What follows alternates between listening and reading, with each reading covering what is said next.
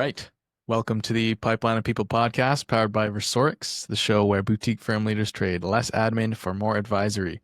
Each week, we share actionable tactics to keep your client pipeline full and your team performing at its best. I'm your host, Jaden Parisi. Let's dive in. Today's guest is Jarrod Schwartz, founder of Equity Praxis Group, a consulting practice that helps organizations turn leading equity and organizational development theory into real-world system-level transformation. Jarrod, welcome. Could you kick us off with a quick look at your background and what led to the creation of Equity Praxis? Sure. Thank you, Jaden, for having me today. So I've been doing work on issues of equity, justice, and systems change for almost 35 years now. I've spent most of that time working in the nonprofit sector, running a nonprofit organization that did systems change work in the community, working with schools, working with nonprofit organizations, government agencies, really all sectors of the community. And about 5 years ago, decided that it was time for a change. Wanted to try to continue doing the work that I was passionate about, but really felt like I wanted to try to do things a little bit differently and broaden beyond the community that I was in, be able to work in different communities around the country, potentially even the world. And so myself and a couple other folks decided to start Equity Praxis Group. And we're now a team of about 14. And it's been a good 5 years as we've been able to really work with some wonderful organizations, some wonderful leaders, and I think do some really good work. Amazing. Sounds very interesting. So you mentioned that you've worked with a range of systems, schools, governments, nonprofits. Is there a context you find, particularly energizing right now? I think for me, I've always loved working in nonprofit organizations and in schools. I've always been motivated by a desire to make the world a better place, to make my community a better place. And so working with organizations where their purpose is also to make the world or their community or at least their part of the world a better place, and being able to help them do that more effectively feels like it really gives me a strong sense of purpose and a sense that I'm making a meaningful contribution beyond just the organization that I'm working with at a particular time. But I love working with government agencies, with businesses. I think each organization, each system has its own unique challenges and also its own unique kind of benefits or gifts that it brings to the world. And so I'm someone who I can get bored easily. So I really like working with a lot of different types of organizations and systems. Yeah, that's great. It's good to switch it up, see those different challenges. You're one of the few people I've seen that kind of integrate DEI and OD as one conversation. When did that first connection really click for you? Yeah, it started back in probably the early to mid 1990s. I had been, I first kind of developed my passion for social justice and equity in college, and I quickly became an activist. I'd already been somewhat of an activist in environmental issues, started to get involved with social justice issues, and after a couple of years of doing kind of the traditional activist thing, I realized that I was making a lot of noise, but I wasn't making a lot of change. In the activist world, it was often you identify the things that you believe need to change, and then you fight to make them change. And what I found was that if we lost the fight, then nothing changed. But I also found that oftentimes when we won the fight, nothing real or meaningful changed. Maybe some things changed at the surface level, but not deeply. And so I really got kind of frustrated with that. I kind of moved into more of the training and kind of training and education world, facilitating workshops, designing workshops. And I had a similar kind of experience where this time people would come through the workshops and they would tell us at the end, wow, this really changed my perspective. Some of them even said this changed my life. And they left charged up to go back to their organization to try to create change. And then we'd follow up in a couple months and we'd find out how frustrated they were because they couldn't translate their personal change into organizational or institutional change.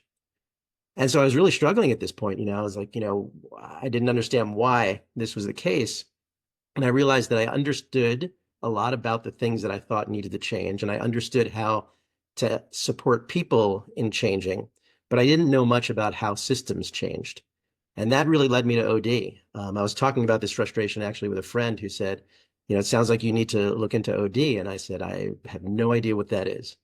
And so she gave me a book. I read the book and I was like, this felt like the missing piece. So I promptly went back to school, got my master's in OD. And really since then, everything I do around equity, around justice, around inclusion and belonging, everything's kind of filtered through an OD lens.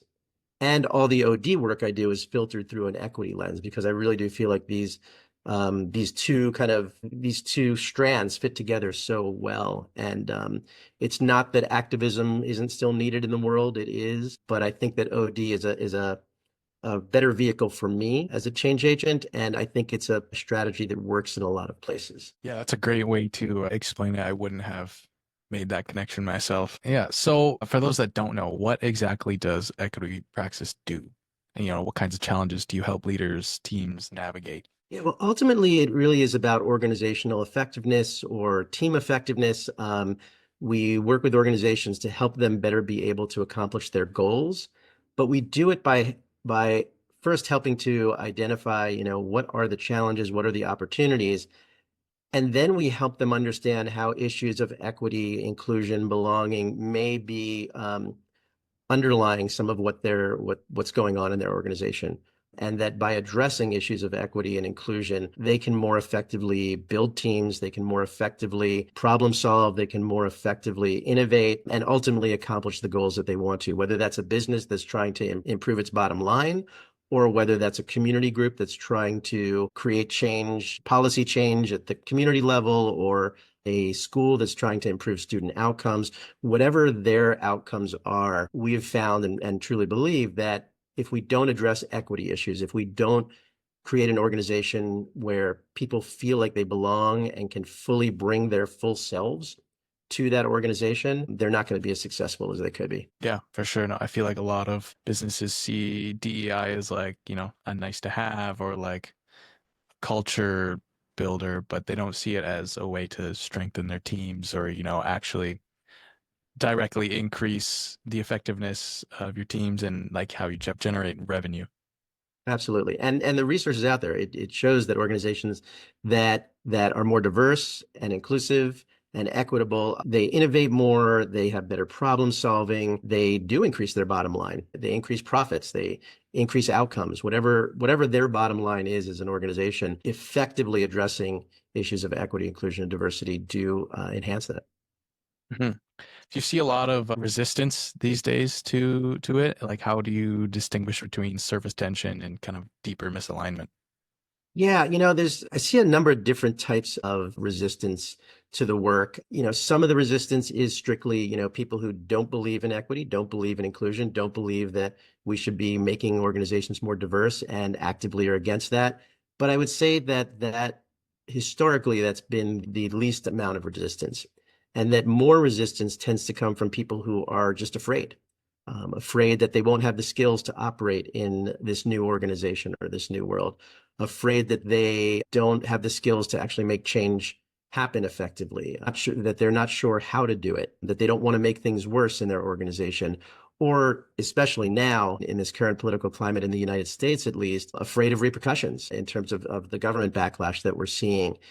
And so I think that if we can engage resistance in a good faith way, where we can go in and not assume that resistance means you have bad people who just have ill intent, but instead resistance is a sign of something. Resistance, even biologically is about protecting the body. And so asking the question of what is it that people feel that they have to protect themselves from right now, and then being able to address those needs.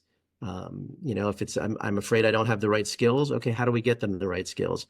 If they're afraid that they don't know what they're doing, okay, how do we help them learn how to do this work? But I do see a lot of people right now who assume that if someone's resisting DEI work, it must mean that they're just a bad person who doesn't want things to change. Yeah, no, for sure. And so you mentioned, people are resisting due to sometimes like repercussions or, other reasons. Have you seen where companies try and implement it, like they're well intentioned, but things go sideways? And how would you step in and, remediate that? Yeah, in the last few years, especially, I've seen a lot of DEI work really go sideways. And a lot of that, I think, is people who are well-intentioned, who feel like we want to do this work, but don't really take the time to figure out how do we do it effectively. And so they jump into something and things kind of blow up. I think there's a number of different ways that can happen. Sometimes they end up bringing in a DEI practitioner who is coming out of this kind of a blame and shame approach, which is, we're just got to make people feel bad about who they are and how they've participated in the old way of doing things, which doesn't work. People don't like to be made to feel bad about who they are. And shame doesn't do anything other than it increases resistance. And so instead, being able to meet people where they're at, being able to help them build a sense of urgency around why it's important to address these issues is a much more effective way to go. And the other thing I sometimes see is that people come in and try to do DEI work based on what inequity or injustice looks like out there in the world somewhere, as opposed to in here in this organization. And so I think it's really important that if we're going to be effective, it means understanding how issues are playing out in the organization that we're working in, which may or may not look like it looks in other places. And so really being able to do some assessment first, and find out where are people when it comes to their knowledge and understanding of these issues.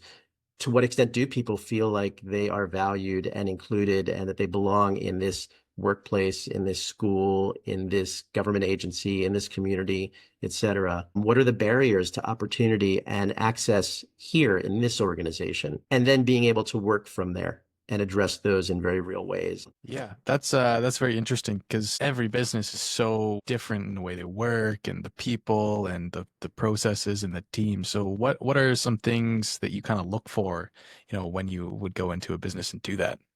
Yeah, I mean, one is really understanding the specific values of the organization, their goals, what is it that they're trying to do, their mission, what is their culture like, really understanding their current culture, and then working with them to identify, so what are you trying to achieve with this? What are your hopes, specific, your specific goals?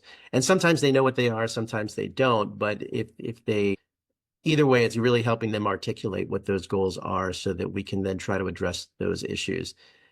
And then other times it's just listening to people, whether it's doing some surveys, doing some listening sessions, talking to people and finding out how are they feeling in the organization right now? What's working and what's not working? What are their hopes? What do they want their workplace to be like? What do they want the impact of their work and their efforts to be in the world around them? And then helping them understand that if we engage in this work effectively, we can accomplish those things. Do you find people sometimes don't be as candid when you ask questions like that? Just because I know that DEI can be a little bit of a sensitive subject sometimes.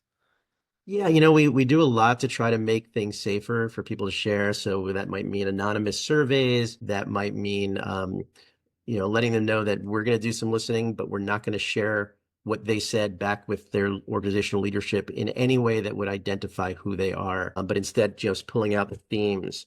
So we do as much as possible to build trust first, and to make sure that folks feel like they can trust our team. But it still can be hard. And so we get as much information as we can, and then also know that there may be new information that comes out as we move forward. And we got to be open to that. Yeah, for sure. Shifting the lens a little bit to Mhm. culture. Can you walk us through a moment where you saw like a culture shift that kind of helped change system or spark change? Yeah. So one of the efforts that I'm kind of most proud of and feel like was some of the best work that I've been a part of was actually before I was working with Equity Praxis Group when I was running a nonprofit organization. We were working with a kind of a medium-sized school district, about 22 schools, I think, and they wanted to improve outcomes for primarily for Latina students in their district. There was a significant gap in educational outcomes and also in educational experience primarily between Latino and Latina students and white students. And when we went in there at first, there was a story about why those gaps existed. And the story was that it was all about the parents, that Latino parents didn't care about education the way white parents did. Latino parents didn't care about their children's future the way white parents did. Latino parents often didn't have a college education, sometimes not even a high school education, so they couldn't guide their kids through the system the way white parents could. That Latino parents often didn't speak English, and so they couldn't support their kids the way. So it was all about those parents, those parents, those parents are the problem. And so we engaged in some work with the district over the course of, I mean, in the end, it was probably about 13 years of work, but after the first 5 is when we really started to see a shift. And one of the things that shifted was the story.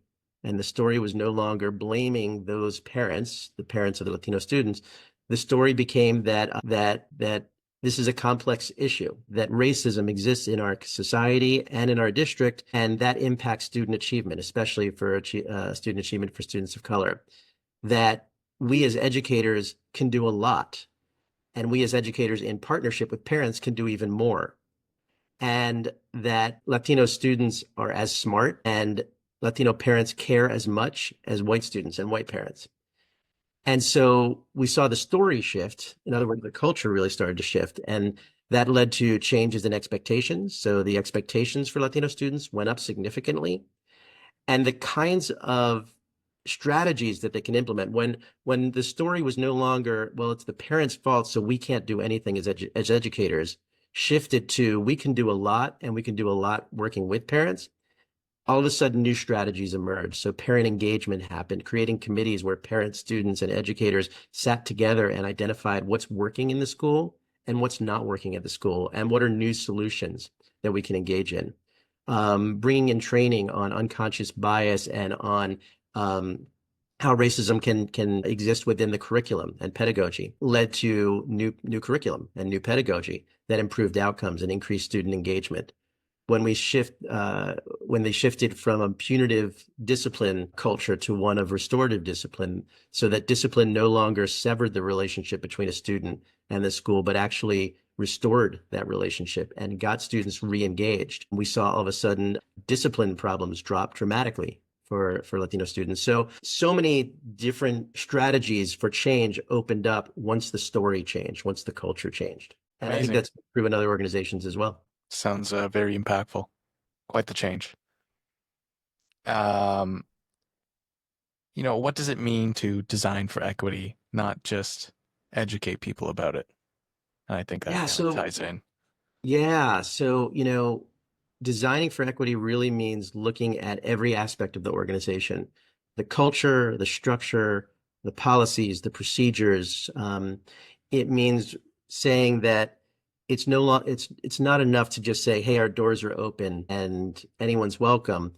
It's being able to look at, okay, but what might be some of the subtle or hidden barriers that prevent people from walking through that door, or prevent people from even realizing that there's a door there that they might want to come through. So it really is about saying, it's not just going through an 8-hour workshop and thinking that, okay, now we're going to be fine because we've done our diversity training, our DEI training, whatever you want to call it, but saying, okay, now that we've got this increased awareness, what are the concrete practical things that we need to change in our day-to-day operations so that opportunity increases, so that we're engaging with more people, so that we are connecting with our community better or our clients better or whatever it is, that's kind of within our sphere of influence, and then making those changes. Makes sense. How do you practice what you preach? That's a good question. So one is that both myself and our team are continuous learners. So we're constantly trying to increase our own knowledge base and improve our skills as well. And so we're constantly learning, taking feedback from our clients, looking at what's working well, looking where we can improve. We also work in diverse teams. And so it's very rare that the Equity Praxis Group team member will go out alone and work with a client. It happens on some occasions, but for the most part, we work in teams. And for the most part, we work in diverse teams where we can bring different perspectives to the table. One of the things we talk a lot about with organization are blind spots. What are those things that exist outside of our awareness and understanding that we can't tap into? And one of the benefits of diversity is that while everyone has a blind spot, if we've got a diverse group of people assembled, and if we've got an inclusive culture so that everyone can speak and be heard and share what they have to share, then we can see past our individual blind spots because, I may have a limited perspective here, but you can bring in your perspective, which is different than mine. And so now we have more of the whole that's available for us to see and understand. And so that's, we always work in diverse teams as well. Yeah, makes sense. It's a good way to go about it. So then what does, 6 to 12 months down the road look for you? Where do you want to be? Where do you want your team to be? Yeah, right now there's a lot of uncertainty. We are based in the US and there is a significant backlash against DEI work. And so far, most of our clients are in a place of wanting to continue, but also trying to figure out how do we do this in a way that allows us to be successful as an organization in this current political climate. So hopefully, 6, 9 months from now, we're in a place where we have helping our clients navigate a very tricky time. One of the things, like I said, DEI has become a political issue, but it shouldn't be. It's a people issue. It's an organizational effectiveness issue. It's not a right or left issue, at least not if it's done well. And so there are a lot of ways to continue to do this work in ways that are both effective and meaningful. And I'm hoping that our clients continue to say, yeah, Equity Praxis Group has been a vital resource to us in helping us get through a difficult time. For sure. I wish you the best of luck. Thank you. Okay, so just quickly, to wrap things up, I'm going to do a quick rapid fire. I got a few questions here, Sure. just whatever's off the top of your head. All right. So number one, biggest myth about DEI in organizational life. I think it's just that the myth that DEI is a political thing, that it's a left-wing thing, that it's something that and that it's something that's divisive. And I firmly believe, one, it's not political. Like I said, it's about organizational effectiveness, it's about team effectiveness, it's about creating an environment where people can thrive and be their best. That's not a right or left thing. And it doesn't have to be divisive either. In fact, when it's done well, it brings people and it brings organizations together. One ritual or practice that a team could start this week. I think one thing that I would say, people or teams can do right away is just thinking about, if they're thinking about an issue, a challenge, a question, or an opportunity, to then be able to ask, what perspectives are missing from the room right now? And how could we get them into the room? How else could we look at this situation?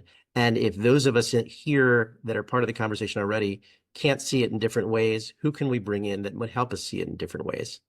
I think just expanding our lenses, expanding our perspectives is a huge first step, and one that doesn't necessarily take a huge initiative, but can start to open up new possibilities right away.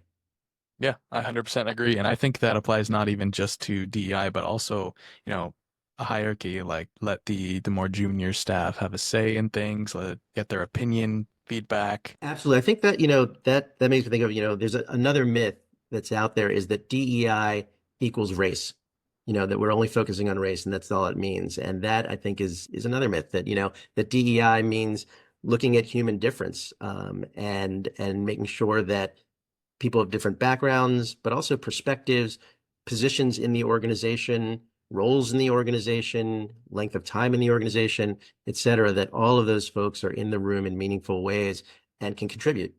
And so, yeah, whether it's, all right, we've got this issue. Have we checked with this department? Have we, how does this department see it? How does this department see it? How do our senior folks see it? How do our junior folks see it? How does someone at the top of the organizational hierarchy see it? And how does someone in the middle, and how does someone at the bottom see it? And what can we learn from everyone? Absolutely. Okay, and the final one, what is the best piece of advice that you've been given? Wow, best piece of advice that I've been given. That's a hard one. I feel like I've been given so much advice, but I would say one that I come back to a lot is that sometimes good enough is good enough. Professor in my master's program shared that with me, with our cohort. And I think a lot of times people wait to try to create change until they feel like they have the perfect plan or the perfect strategy or the perfect timing.